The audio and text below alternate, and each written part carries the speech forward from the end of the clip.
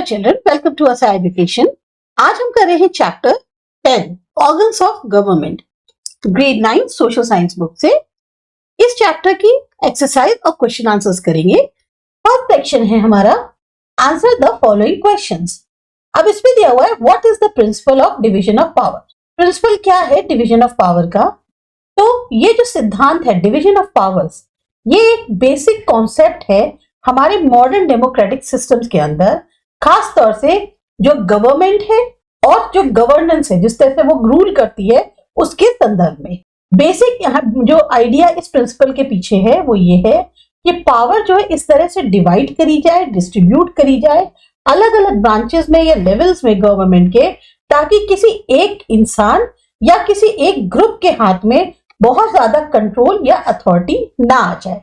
ये साथ साथ इंश्योर करता है कि कोई भी एक ब्रांच गवर्नमेंट की इतनी पावरफुल ना हो जाए या इतनी डोमिनेटिंग ना हो जाए कि वो दूसरों के ऊपर अपना अधिकार एक तरह से दिखाने लगे। पावर्स को सेपरेट करके और रिस्पॉन्सिबिलिटीज को इस तरीके से डिवाइड किया गया है मॉडर्न डेमोक्रेटिक सिस्टम के अंदर, ताकि उनका मेन एम जो है वो पर्पज ही यही है कि प्रिवेंट कर सकें पावर्स का मिसयूज और साथ ही साथ चेक्स और बैलेंसेस बनाकर रखें अलग अलग ब्रांचेस पे गवर्नमेंट की।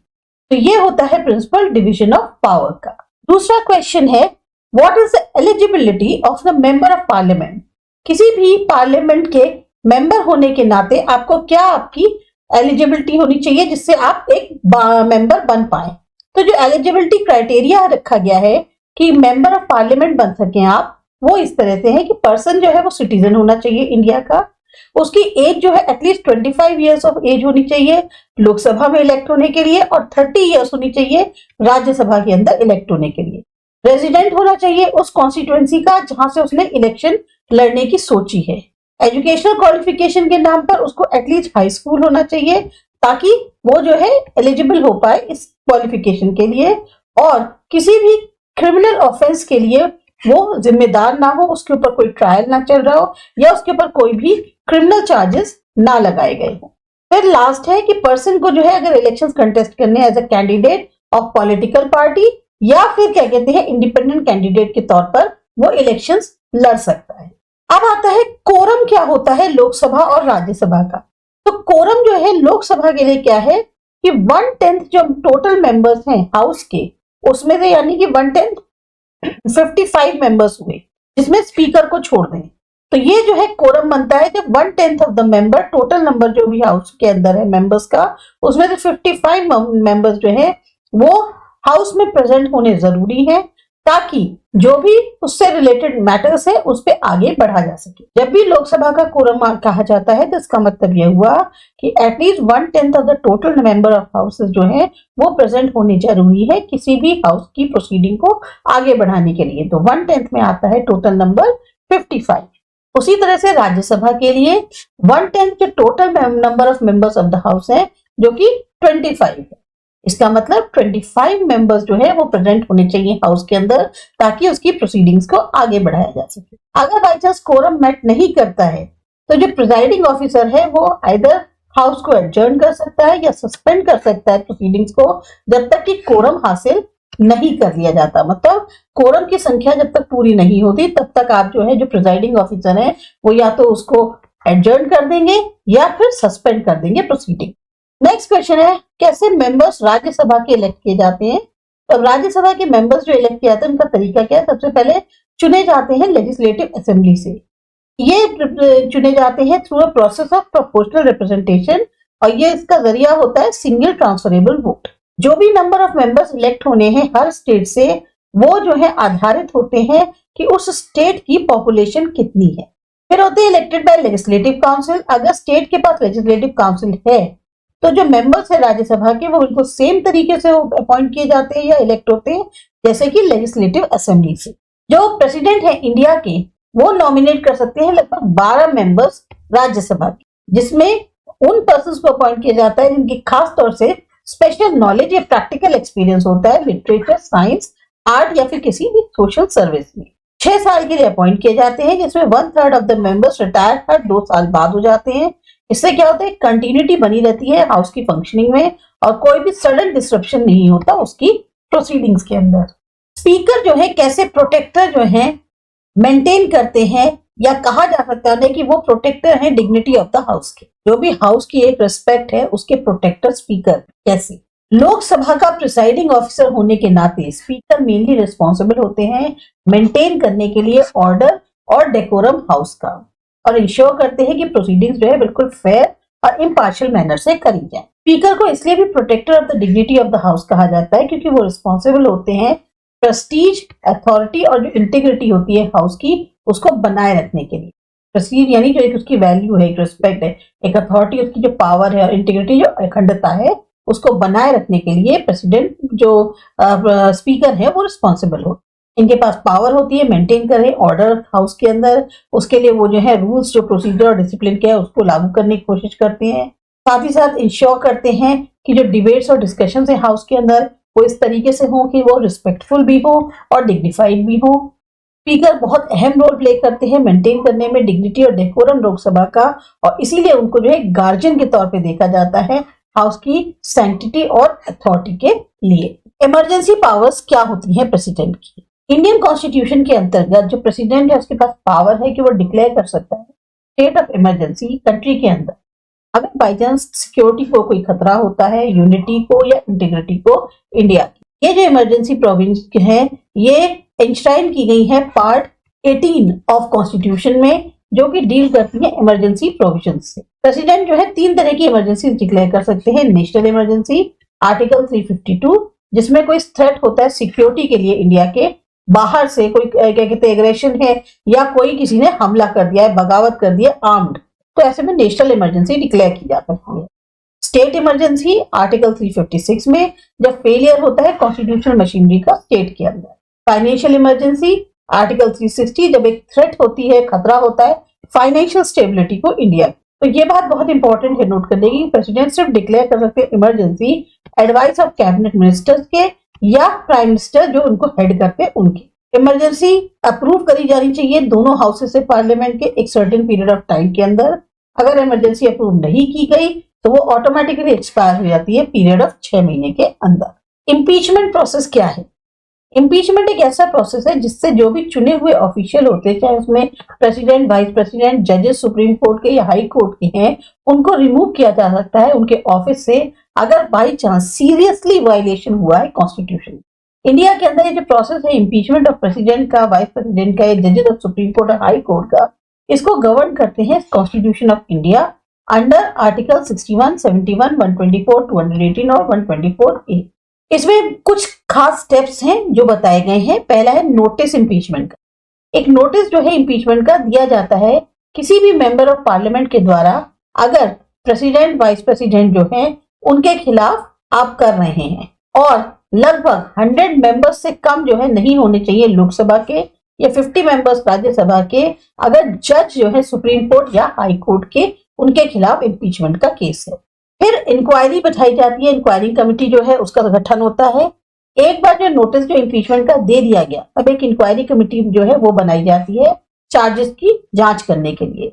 इस कमेटी में 3 मेंबर्स होते हैं, सिटिंग जज होते हैं सुप्रीम कोर्ट के, सिटिंग जज हाई कोर्ट के, और एक डिस्टिंग्विश्ड ज्यूरिस्ट। अब इन्वेस्टिगेशन जो इंक्वायरी कमेटी करता है इसमें जो है वो चार्जेस जो भी हैं अगेंस्ट इम्पीच्ड ऑफिशियल या क्या कहते हैं उसके खिलाफ जांच करता है और फिर अपनी रिपोर्ट पार्लियामेंट में देता है। फिर पासिंग कैसे होती है इम्पीचमेंट मोशन की? अगर रिपोर्ट जो इंक्वायरी कमेटी की है वो ये मानती है कि जो चार्जेस हैं वो वाकई में जो है इम्पीच्ड ऑफिशियल के अगेंस्ट हैं और वो प्रूव हो गए हैं, तो एक motion of impeachment pass present किया जाता है पार्लियामेंट में। अब ये जो मोशन है ये पास किया जाना चाहिए स्पेशल मेजोरिटी से, लगभग 2/3 जो है total membership of the house की उसका होना जरूरी चाहिए, और ना ही क्या कहते हैं 2/3 जो मेंबर्स प्रेजेंट है और वोटिंग उससे कम होने चाहिए। मतलब 2/3 मेंबर्स का प्रेजेंट होना जरूरी है, उन्हीं की वोटिंग हो सकती है, अदरवाइज से अगर कम होंगे तो जो इम्पीचमेंट मोशन है वो नहीं लाया जा सकता। रिमूवल फ्रॉम ऑफिस, अगर मोशन जो इम्पीचमेंट का है वो पास हो गया तो जो इम्पीच्ड ऑफिशियल है उसको रिमूव से हटा दिया जाता, मतलब ऑफिस से हटा दिया जाता है इमीडिएट इफेक्ट के तौर पे। एक चीज इंपॉर्टेंट है कि जो प्रोसेस है इम्पीचमेंट का ये बहुत रेयर और सीरियस स्टेप है, और ये सिर्फ और सिर्फ तब होता है जब बहुत ज्यादा किसी ने बुरा आचरण किया हो या वायलेशन किया हो कॉन्स्टिट्यूशन का। ये ज्यादातर इसलिए डिजाइन किया गया है ताकि इंश्योर किया जा सके कि इलेक्टेड ऑफिशियल्स हैं या जजेस हैं वो संविधान को जो है बनाए रखें रूल ऑफ लॉ को भी, और साथ ही साथ जो भी एब्यूज हो रहा है, मिसयूज हो रहा है पावर का, उसके लिए एक बहुत ही इंपॉर्टेंट सेफगार्ड के तौर पर है। नेक्स्ट क्वेश्चन आता है, पावर्स क्या है पार्लियामेंट की इंडिया के। अब इंडियन पार्लियामेंट में प्रेसिडेंट होते हैं, लोकसभा होती है और राज्यसभा होती है, जो कि हाईएस्ट लेजिस्लेटिव बॉडी है इंडिया के। तो पार्लियामेंट की कुछ पावर्स जो बताई गई है वो ये है, लेजिस्लेटिव पावर्स। पार्लियामेंट के पास पावर है कि वो बना सके कानून को उन सब्जेक्ट्स में जो कि दिए गए हैं यूनियन लिस्ट में, कॉन्करेंट लिस्ट में और रेजिडुअरी पावर्स में। यूनियन लिस्ट में आते हैं वो सब्जेक्ट जैसे defence, foreign affairs, railway, banking और करेंसी, जो खास तौर से आते हैं under jurisdiction of union government.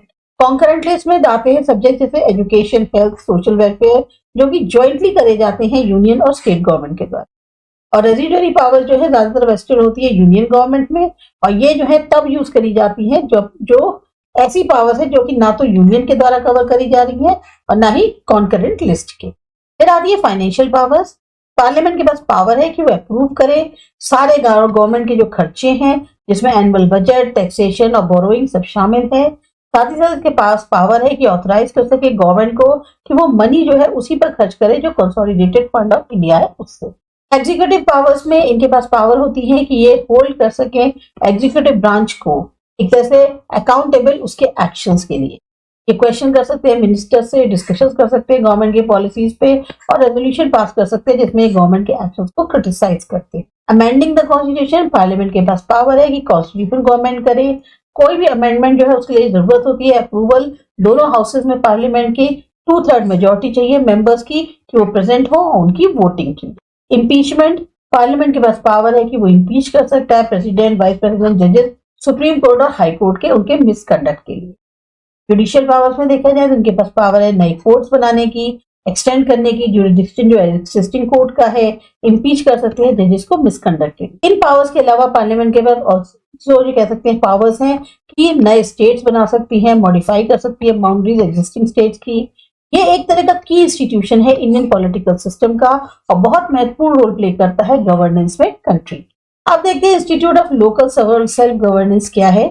India के अंदर जो इंस्टीट्यूशन है लोकल सेल्फ गवर्नेंस का उसको ज्यादातर पंचायती राज सिस्टम कहते हैं।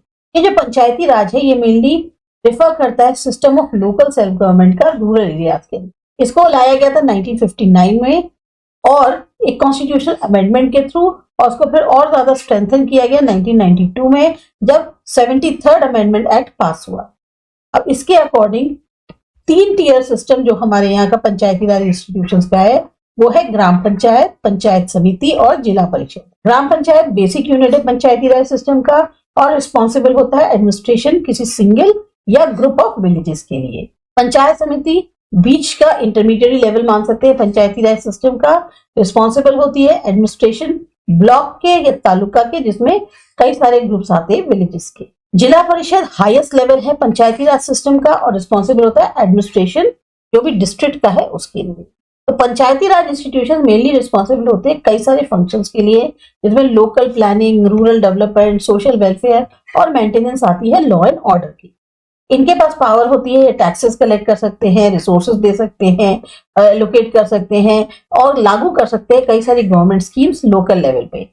जो मेंबर्स है पंचायती राज इंस्टीट्यूशंस के वो इलेक्ट किए जाते हैं डायरेक्ट इलेक्शन के थ्रू और इलेक्शंस जो है रेगुलर इंटरवल्स पे कराए जाते हैं। इसके अलावा पंचायती राज सिस्टम के एक इंस्टीट्यूशन और भी होता है लोकल सेल्फ गवर्नमेंट का अर्बन एरियाज में, जिसे कहते हैं अर्बन लोकल बॉडी। ये रिस्पॉन्सिबल होते हैं एडमिनिस्ट्रेशन के लिए टाउन और सिटीज के और इनके फंक्शंस में आते हैं town planning, water supply, sanitation, waste management. तो ये जो अब अर्बन लोकल बॉडीज हैं इनको फिर क्लासिफाई किया गया म्युनिसिपल कॉर्पोरेशन, म्युनिसिपल काउंसिल्स, नगर पंचायत में डिपेंड करता है कि सिटी की पॉपुलेशन और साइज क्या है। फाइनली आता है कि ब्यूरोक्रेसी की खामियां क्या है, वाइसेस मींस खामियां। अब ब्यूरोक्रेसी भी बहुत एसेंशियल पार्ट है गवर्नमेंट मशीनरी का इंडिया के अंदर, लेकिन और इंस्टीट्यूशन की तरह ये जो है ऐसा नहीं है कि इसमें कोई खामियां नहीं है। कुछ खामियां जो ब्यूरोक्रेसी की हैं वो क्या है, करप्शन। करप्शन सबसे ज्यादा सिग्निफिकेंट वाइसेस कह सकते हैं इंडियन ब्यूरोक्रेसी की। कई ब्यूरोक्रेट्स पाए गए हैं जो कि गिल्टी हैं ब्राइब एक्सेप्ट करने के लिए, अपनी पावर का मिसयूज करने के लिए या और किसी करप्ट प्रैक्टिसेस में इंडल्ज या इन्वॉल्व होने के लिए।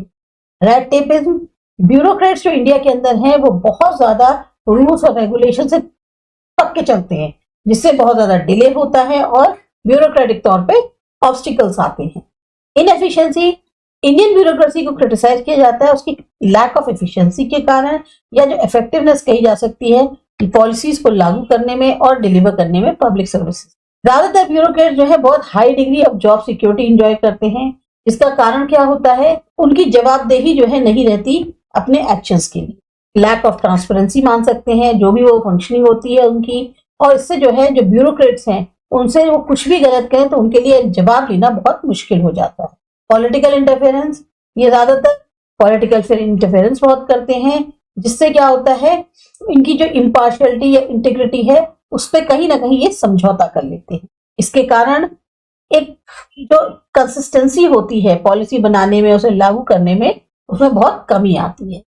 Lack of expertise, Indian bureaucracy में बहुत ज्यादा आलोचना होती है उसकी एक्सपर्टाइज की कमी के कारण, और कई सारे डोमेन्स में क्वालिफाइड और ट्रेन ब्यूरोक्रेट्स की बहुत कमी है कई इलाकों में, जिससे जो क्वालिटी है पॉलिसी मेकिंग की या उसको लागू करने में बहुत असर आता है। ये जो वाइसेस है ब्यूरोक्रेसी की, इन्होंने काफी ज्यादा कंट्रीब्यूशन किया है कि ट्रस्ट जो है गवर्नमेंट के अंदर लोगों का बहुत कम है, और साथ ही साथ एक इनएफिशिएंसी और करप्शन जो है इसका परसेप्शन बहुत ज्यादा दिखाई देता है। सेकंड क्वेश्चन है explain give reasons for the following statement. अब आपको रीजंस देने हैं। पहला है Indian parliament is bicameral. Bicameral मतलब क्या हुआ, अगर यूनिकैमरल है तो एक हाउस, बाइकैमरल है तो दो हाउस।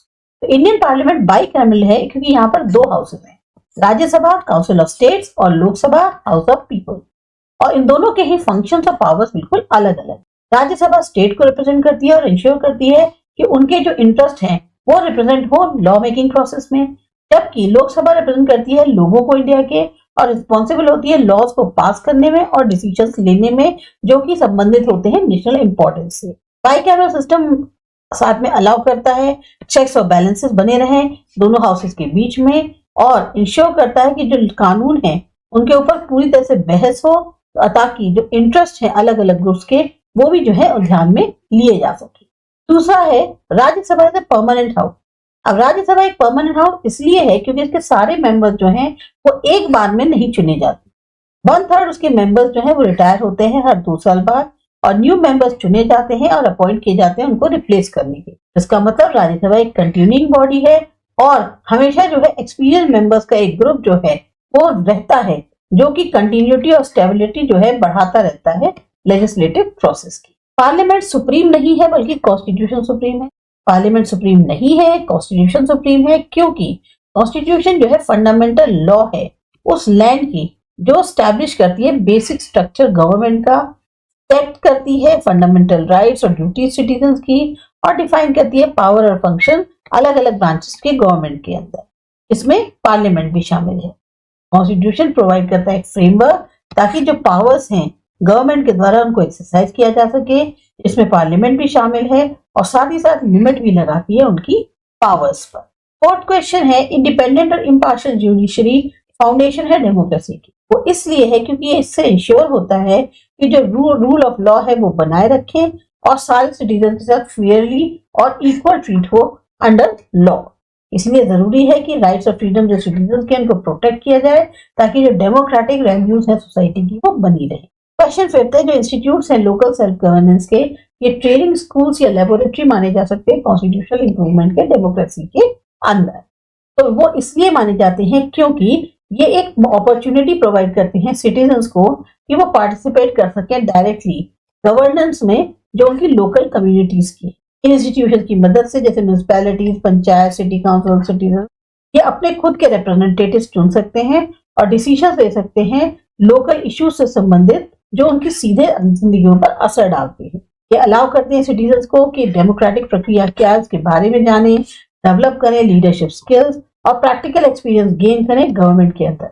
ये प्रोवाइड कराते हैं एक प्लेटफॉर्म एक्सपेरिमेंटेशन का नए आइडियाज के साथ, अप्रोचेस के साथ गवर्नेंस के लिए, क्योंकि लोकल कम्युनिटीज जो है वो अलग अलग पॉलिसीज ट्राई आउट कर सकती हैं, प्रोग्राम ट्राई आउट कर सकती हैं, ये देखने के लिए कि उनके लिए सबसे बेस्ट क्या सूट करता है। स्टेट लेजिस्लेटिव असेंबली जो है वो रिप्रेजेंटेटिव है पीपल के डिजायर्स की, इच्छाओं की। तो वो इसलिए है क्योंकि इसमें जो है इलेक्टेड रिप्रेजेंटेटिव्स होते हैं जो कि चुने जाते हैं लोगों के द्वारा जो स्टेट के होते हैं ताकि वो उनके इंटरेस्ट और कंसर्न्स को रिप्रेजेंट कर पाए। मेंबर्स चुने जाते हैं डेमोक्रेटिक प्रोसेस के थ्रू और इसलिए इनकी जवाबदेही बनती है उन लोगों के प्रति जो इन्होंने इनको चुना है। ये एक प्लेटफॉर्म के तौर पे सर्व करते हैं ताकि लोगों की इच्छाओं को सामने रख सके, उनकी क्या एस्पिरेशंस हैं, डिबेट करते हैं, लॉ पास करते हैं, डिस्कस करते हैं पॉलिसीज और प्रोग्राम्स पे, और फिर डिसीजन लेते हैं उन मैटर्स पे जो इंपॉर्टेंस रखते हैं लोगों के लिए, स्टेट के। ये लोगों की विल को दर्शाते हैं और एक फोरम के तौर पर एक्ट करते हैं ताकि उनकी जो व्यूज और ओपिनियंस है उनको एक्सप्रेस किया जा सके। गवर्नर एक की रोल प्ले करते हैं सेंटर और स्टेट के बीच में। वो इसलिए है क्योंकि ये जो है कॉन्स्टिट्यूशनल हेड होते हैं स्टेट के और रिप्रेजेंट करते हैं प्रेसिडेंट ऑफ इंडिया को स्टेट के अंदर। गवर्नर प्रेसिडेंट द्वारा अपॉइंट किए जाते हैं, पर ये एक रिप्रेजेंटेटिव के तौर पे एक्ट करते हैं सेंट्रल गवर्नमेंट के स्टेट के अंदर। इनकी कई सारी इंपॉर्टेंट रोल्स और रिस्पॉन्सिबिलिटीज हैं, जिसमें appointment of chief minister, dismissal of government, assent to bills और कम्युनिकेशन सेंटर के साथ शामिल। लोकसभा को हम की पब्लिक ऑर्गेनाइजेशन नेशन की क्यों मानते हैं? लोकसभा की पब्लिक ऑर्गेनाइजेशन है नेशन की क्योंकि ये लोअर हाउस है इंडियन पार्लियामेंट का, जो कि हाईएस्ट लेजिस्लेटिव बॉडी है कंट्री की। मेंबर्स डायरेक्टली चुने जाते हैं लोगों के द्वारा डेमोक्रेटिक प्रोसेस के माध्यम से, और ये रिप्रेजेंट करते हैं लोगों के इंटरेस्ट और कंसर्न नेशनल लेवल पे। ये बहस करते हैं, लॉ पास करते हैं, डिस्कस करते हैं पॉलिसीज, प्रोग्राम और डिसीजन लेते हैं उन मैटर्स पर जो इंपॉर्टेंस होते हैं नेशन के। ये रिप्रेजेंट करते हैं, रिफ्लेक्ट करते हैं लोगों की इच्छाओं को, एक फोरम के तौर पर एक्ट करते हैं ताकि उनके व्यूज और ओपिनियंस को शेयर किया जा सके, एक्सप्रेस किया जा सके। साथ ही साथ बहुत ही क्रूशियल रोल प्ले करते हैं होल्ड करने में गवर्नमेंट को कि जो उनकी जो जवाबदेही होती है एक्शंस के लिए। क्वेश्चन कर सकते हैं गवर्नमेंट को, एक नो कॉन्फिडेंस का जो वोट है वो ला सकते हैं, और इम्पीचमेंट की प्रोसीडिंग्स को शुरू कर सकते हैं प्रेसिडेंट के अगेंस्ट या और बाई जो हायर ऑफिशियल्स हैं उनके अगेंस्ट। इसलिए लोकसभा एक इंपॉर्टेंट इंस्टीट्यूट है डेमोक्रेटिक गवर्नेंस का और की पब्लिक ऑर्गेनाइजेशन नेशन का।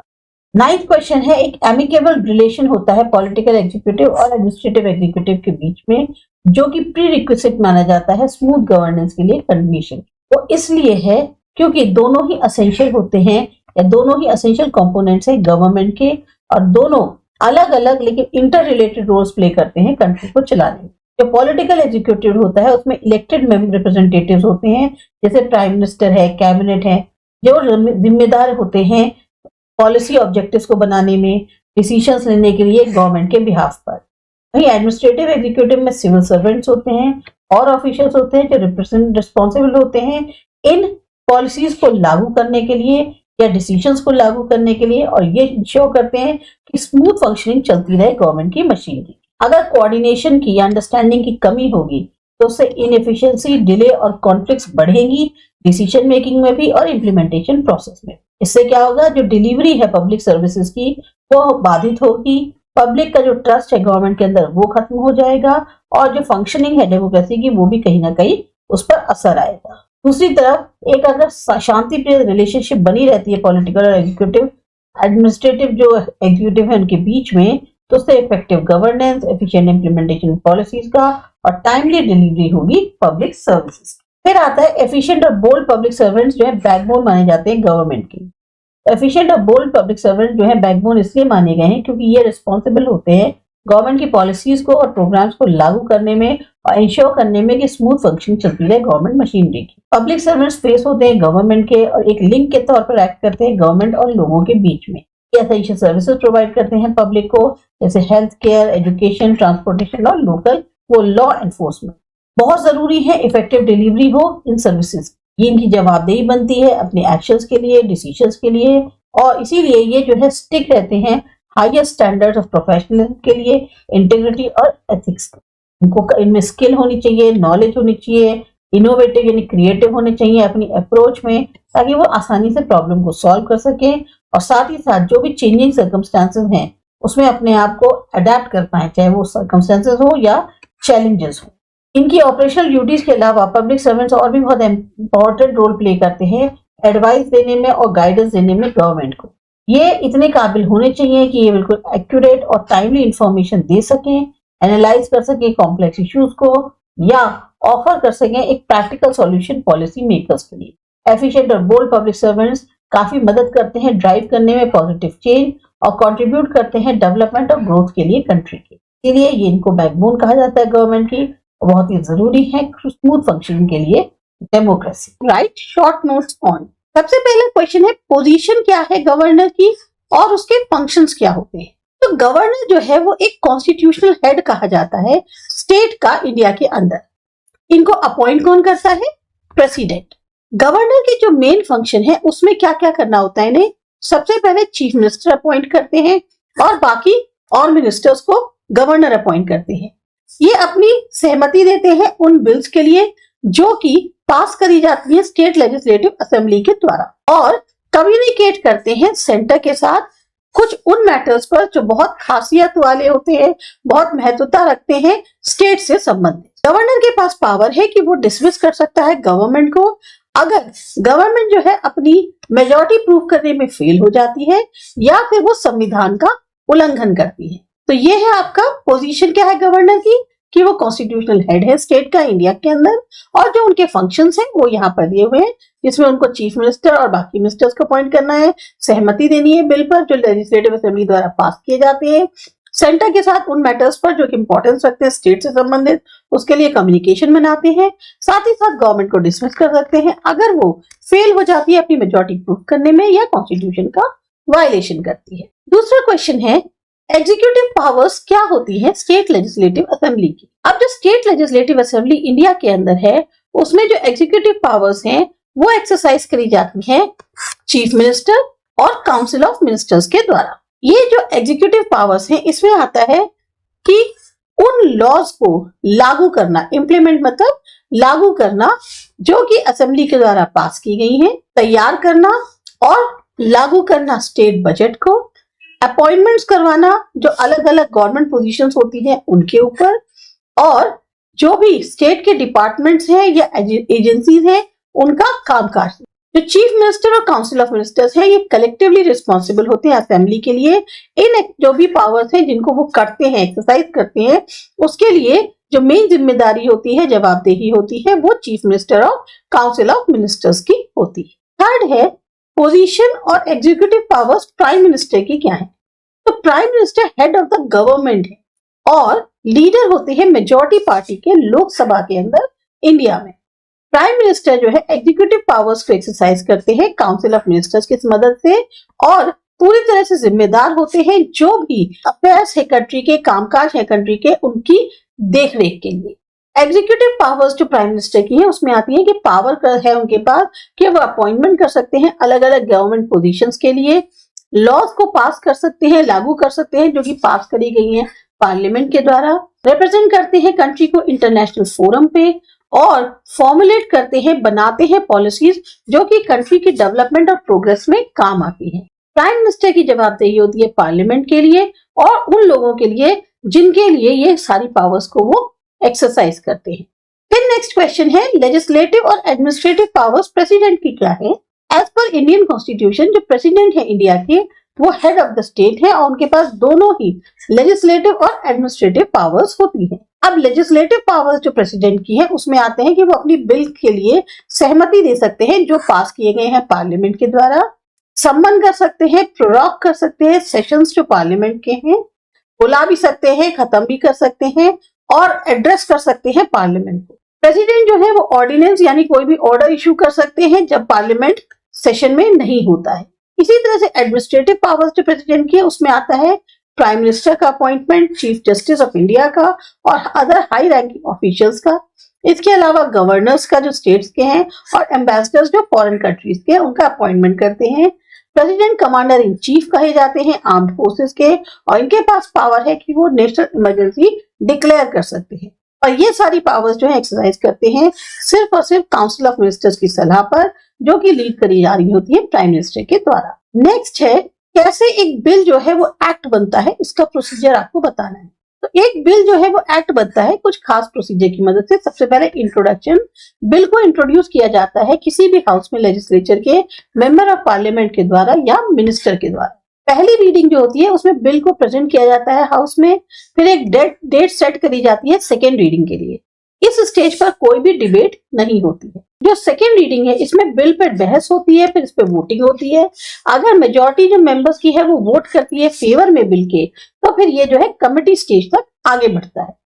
थर्ड आती है कमेटी स्टेज। इसमें जो कमेटी है मेंबर्स की वो एग्जामिन करती है बिल को डिटेल में, एविडेंसेस सुनती है एक्सपर्ट से या जो पार्टीज इंटरेस्टेड होती हैं उनसे और फिर अपने जो अमेंडमेंट्स है उनको सजेस्ट करती है। रिपोर्ट स्टेज, कमिटी रिपोर्ट्स जो है वो फिर दोबारा हाउस में आती है।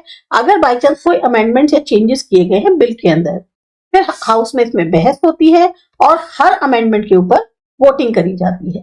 थर्ड रीडिंग जो है उसमें बिल जो है उस पर बहस होती है और फिर उसको फाइनल टाइम के लिए उस पर वोटिंग कराई जाती है। अगर ये पास हो जाता है तो ये फिर दूसरे हाउस में जाता है और उसमें भी सेम प्रक्रिया करी जाती है। रॉयल असेंट, अगर बिल जो है पास हो जाता है दोनों हाउसेस से, फिर या तो ये गवर्नर जनरल को भेजा जाता है या उनकी सहमति के लिए। एक बार ये ग्रांट हो गई तो फिर बिल जो है वो एक्ट बन जाता है और फिर ये कानून बना दिया जाता है। नेक्स्ट है कॉन्स्टिट्यूशनल प्रोविजंस क्या है रिगार्डिंग मनी बिल।